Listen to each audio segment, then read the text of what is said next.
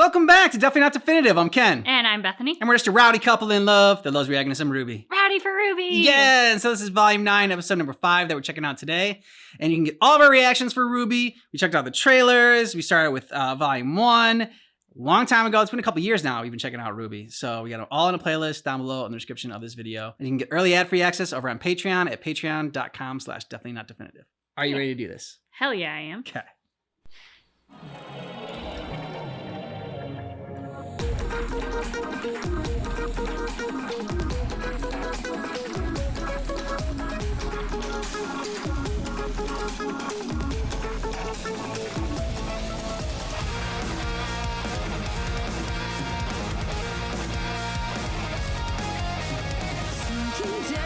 To depths of nowhere I am undone. Clasping tight onto memories I know they'll be overrun. Interesting. Everyone else was still walking forward, and they're three. That's a good point. And RWBY wasn't even facing. She was not even walking towards. Wasn't even facing. She was turned around. I was looking like, oh, I wonder if they're gonna show her like frowning. I mean, even there, she's just like so dejected while everyone else is going forward. Yeah. But yeah, I'm just like, I didn't notice that before. That she doesn't even show her face. She smiled there for a second before she dropped.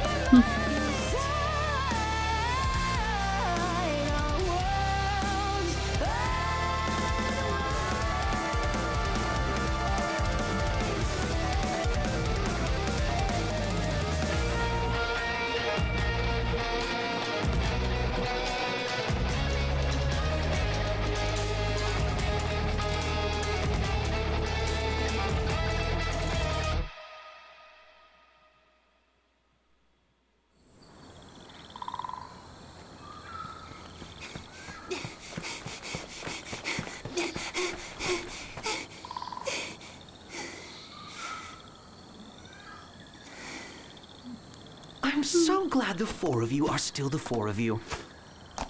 Not always the case in the ever after. You're the one who ditched us in the first place. Which, by the way, was how we ended up in that mushroom house to begin with. You know, where that delirious caterpillar guy tried to drug us and then was swallowed up by a freaking hole in the No, it's a cat. ground? It's a cat. Ah, yes. Alex had a similar reaction the first time she saw someone return to the ever after. But it's not how it seems. Well, I suppose it is. Huh. But not the way you think, if you think like Alex. Which it seems like you do.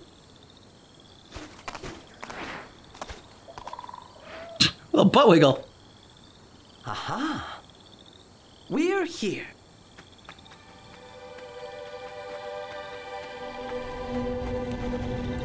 You just need a sleep mask.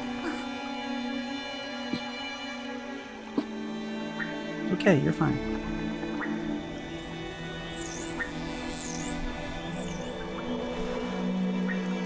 Better run. I like their version of a horsefly.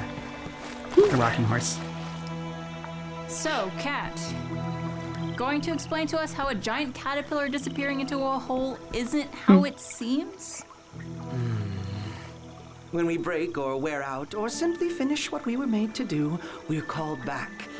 But Herb, his heart was too weak to listen. So I gave him a little bit of mine. Is he dead? Oh, no. Well, maybe a little bit. But not at all. Which is it? Now that Herb's properly returned, he'll be fixed up nice and made into the Herb he wanted to be when he was still Herb. Then he'll come back and find his purpose. Could be the same as before, or maybe not. When Herb comes back, will he remember anything? What would be the point of that? Just like Alex, you Big lot. stretch. I know, where you're from, things die. But we're just not like you at all. We ascend. Herb will have a purpose again. That's impossible. Things have to die someday. Right? Well, goodness, no. Though I suppose there is a creature. No. That's not the sort of thing you talk about in polite company. Talk about it. Get your Wait. hot, fresh So right out of... what happened to Herb? Is that what happened to the king? Come on, try our mud cookies. They're delicious. You don't want It was all very sad. The Red King couldn't cope when he lost to Alex. A crying mess. Thankfully, he was called back and fixed up. And now he's the prince you Okay. met. Fixed up. The prince was worse. The prince isn't supposed to be nice. He's meant to play the game and win. No matter what. So that's why he cheats when the Red King didn't. But that still doesn't explain why the Red Prince was so much meaner. While the prince may not remember Alex's deception after ascending, the heart very rarely forgets. But there was nothing about Ascension in the story. Of course not! Exposition is terribly boring. Even this conversation was, on the whole, rather tedious. I wonder what else Alex left out. Well, to make a Grogut parfait, one needs a bushel of grumpy ivy, one good-sized spicy potato, the lint off a griffin's sweater. Ethel's dragons and more should have that, which is right next to... I'll never remember all of that. I can procure those. But there's another ingredient we must have that's only available on the 3rd level. Some nose hair from a leprechaun. What if you retrieve that while I go get the rest? Sure. Gross. I guess so. Wonderful. Look for the teapot lady. She'll have it. Now off you go.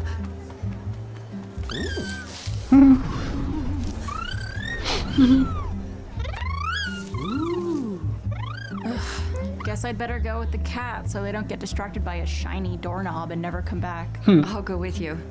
Get me as far away as possible from any nose hairs, please. I'll go with you, Ruby. Yeah, little. Nice try, kitty. But we're coming along.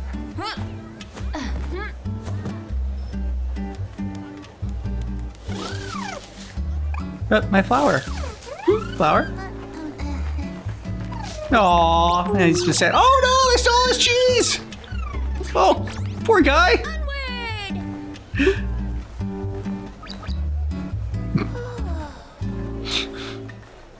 Passing out again.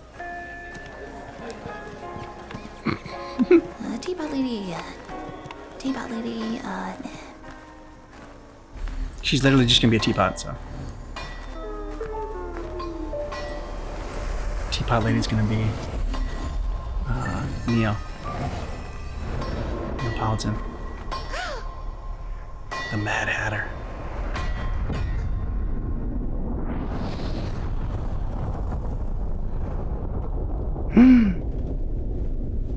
Penny. You were right, it came back. Interest you?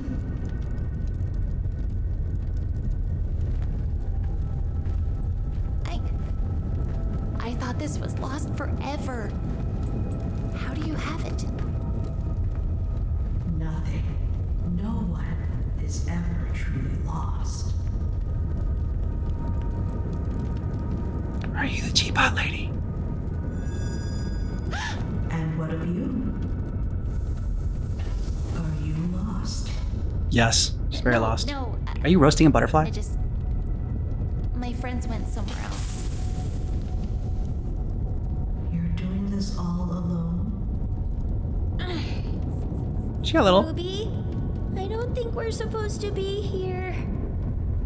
Are you her guide, little one? Yes, Ruby is my friend, and I want to help her get home. Even though I don't know where that is or how to get there.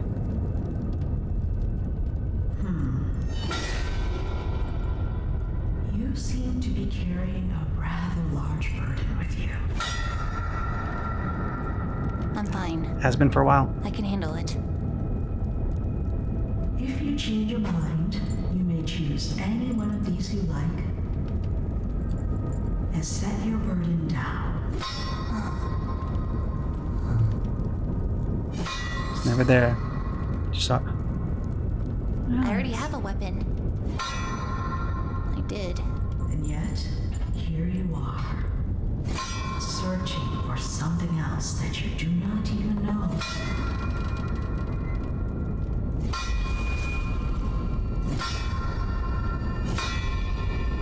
It's also a gun.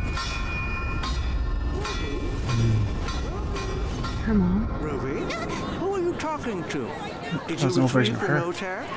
Come on, try our mud cookies. They're delicious. You don't want to miss them. No, not just yet. But Ruby, come on. We got everything else.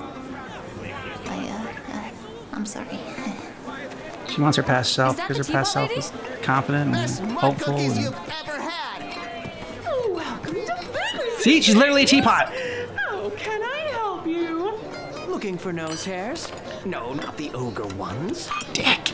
Such a cat. Ooh, a festival. Or not. Dabble Walker? Okay. Wait, please! We need those leprechaun nose hairs! No time! Here, I'll give you this. It carries a mother's promise. No. This is exceedingly bad. Wait, what's a Jabberwocker? It's a truly terrible creature. If the Jabberwocker eats one of us, we do not ascend. How do we make the parfait thing? Toss everything in here. But be careful. Eat too much and we'll have to shrink you back again. And that's a completely different potion.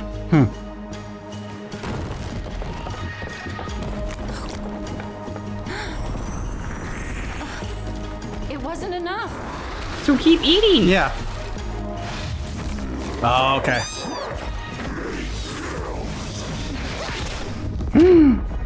No. No.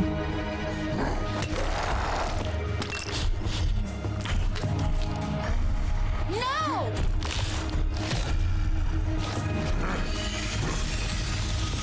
Yeah, that's unfortunate.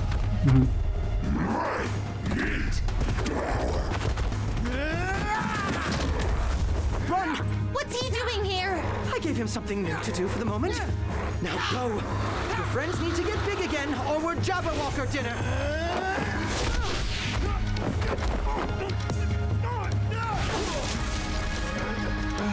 Oof. Go, Ruby! Yeah, just put them down so they can run and you can distract the Jabberwocky. Well, also, I was just running there. She could have just. Jean! Run!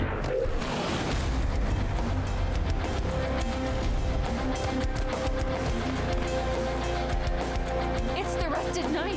Get the parfait! Yeah, come on, Ruby.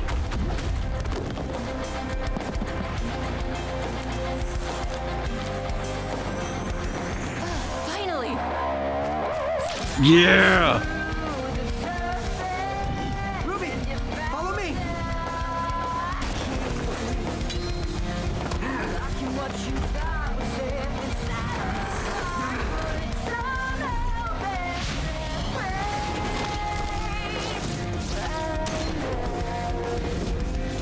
She said, yeah!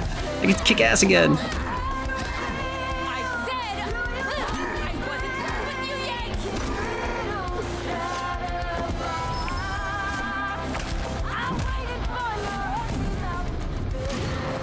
Oh, nice! Well done. Neo?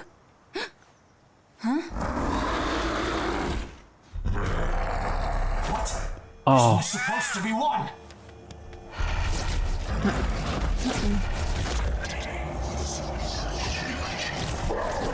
What? Run! This way! Ruby, come on! Go! We'll hold them off. Just the two of you against all of them?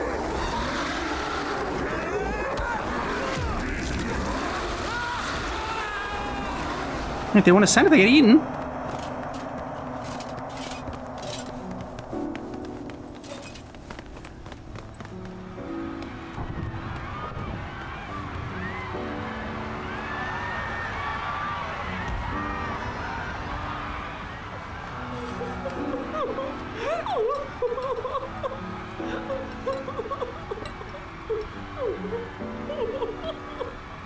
Man, it's Alice, man, it's all over you.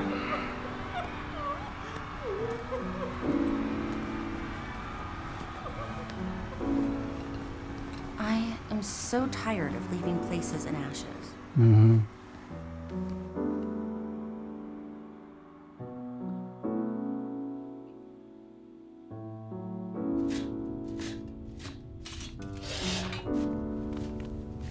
I can't believe it.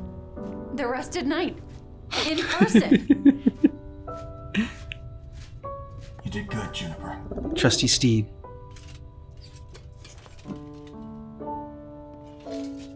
Team Ruby. He's a man! Did it. Shit, I didn't hear what he said. Because I talked over it.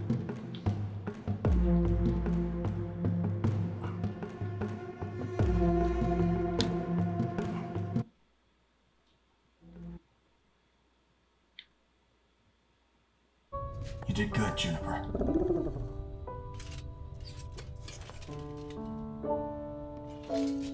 Team Ruby. You finally made it. You finally made it. Oh, yes. Oh my God. How long has he been there for? A long time. Right? None of the rest of them have gotten longer hair. No, and a full beard, and like, I think also like his voice dropped like an octave or two. John went through puberty. Yeah. Man, he has seen some shit. Yeah. Yeah, he has. So I mean, I guess it kind of makes sense. I mean, this world like has crazy rules. So even though Jean was the last one to fall, like somehow he's the first one to actually wake up, maybe, and be there. Very curious. I hope like the next episode is just like kind of like all his journey, like how he got there. Maybe not all of his journey, but like, you know, you can tell us the abridged version, like the first 5-10 minutes or whatever is his journey to how he got there. I mean, like, it's just, you just felt it. You're like, even though we didn't see him, we knew it was him. Yeah, I mean, as soon as he came on screen, we're both like, Jean! Yeah. And then they kept calling him the Rusted Knight, and I was like, but no, it's Jean. Like in my head, I was like, logically, I have to entertain the thought that we could have been wrong, and maybe this is a different character, but like, no, my gut was so sure that it was going to be Jean. I couldn't accept that it wasn't. Well, yeah, because we knew he's gonna show up eventually, and he is like, I mean, I don't know, that's what he always wanted to be, right? Like a knight in shining armor, but he's always been that knight in rusted armor. Yes. And Juniper, his deer stag, very majestic. Yes, very majestic. And you could tell that they're really bonded, so they've clearly had quite a bit of time together as well. You finally made it. Okay, so dude, like, what the hell has happened to you? You know? Yep.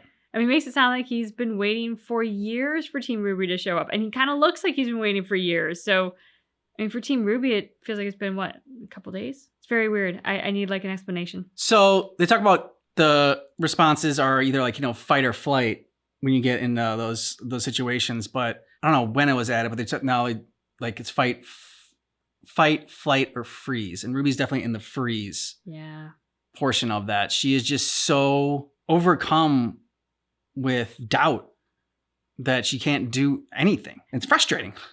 I was gonna say, like, I was losing patience with her in this one because she was just, if you want to freeze and you do nothing, fine, we'll work on you later. But like, she's holding the three of them with her, and they desperately need to grow. So like, if you don't want to freaking move, just at least put them down so they can run to the parfait on their own. Yeah, like, but she needs them, like, not only because probably like in her mind she's holding them because she's protecting them, but also like if she lets go of them, I don't know, they're the only thing like keeping her up and keeping her there. Like as soon as she let go of them, like she just fell.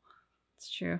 We've talked about how Ruby was so impressive because she was taking on all this responsibility, and she always had this like this ability to just keep going and pushing on even when things got tough, and kind of like to find that hope and to lift others up. But really it was like the other people that were lifting her up, because like she was going on like for them and like to protect them. And it's like, it's not just about her. And I think that's what like gave her that strength is her love and her bond with all of her friends and her family. But now it's just kind of like finally, I don't know, all hitting her, I feel like all at once. I mean, yes, the death of Penny, but it's like everything, like from the beginning, from like the fall of Beacon to the first death of Penny, to everything up. One of those things where if you don't deal with it at the time, then all of a sudden it's all gonna hit you at once. And I feel like that's what has happened, like right in this scene. I mean, it's kind of been happening throughout, but like this scene felt even more so because the fact that she just didn't do anything. Like before, at least before these episodes, I don't know, they didn't really fight, but like she had something. Then like, against the king, she like had, you know, some fire left in her, some fight in her, but this was just nothing. Yeah, everybody's had an opportunity to, I think, go off on their own a bit and process what's happened. Mm-hmm. Yang after her arm. Yeah. Blake with everything with Adam and her family. Yeah, going with her family. Yeah. Weiss with everything with her family. Like, yeah. The other three have kind of had a chance to step out of the immediacy of this war and deal with some of their own baggage. But while they were all doing that, Ruby was pressing on. Ruby joined Jean. She was still moving forward. She was still constantly in this conflict. And so, to exactly what you said, she hasn't given herself a chance to process anything because it's been go, go, go. It's been, this happened. Okay, we have to go on to the next thing because we have to persevere. I have to keep going for everyone else. I have to do this. Like, I feel like Ruby's inner monologue has always been, I have to, followed by whatever the next move is. And now it's like she doesn't have that voice at all. Fear has silenced it. Yeah. And loss has suffocated it. And she just doesn't know which way to move. Just burnt out. Just go, go, go, go, go. And, you know, everything else, like you said, like building off from what you said, I mean, while they were off doing their own thing, she was with Jean and Ren, like she was doing the Ren shit. Like Ren had like in the town and all of his, and then dealing with Jean and like him dealing with Pyrrha's death.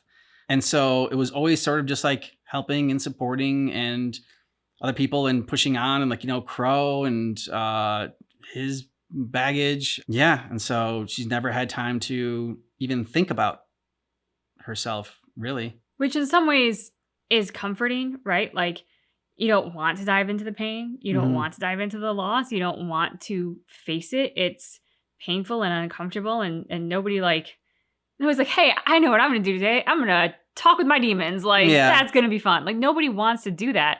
So helping others, when we help each other, we feel better. Like they've done actual studies on this. Like there is a chemical release in our brain that makes us feel happy. They've called it like the helper's high or something, that you do get that.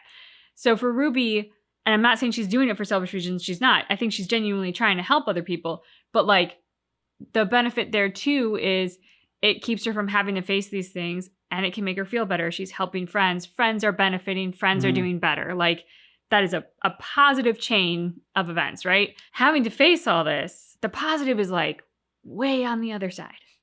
And so I think, you know, it's been beneficial in the immediate moment to not have to deal with it.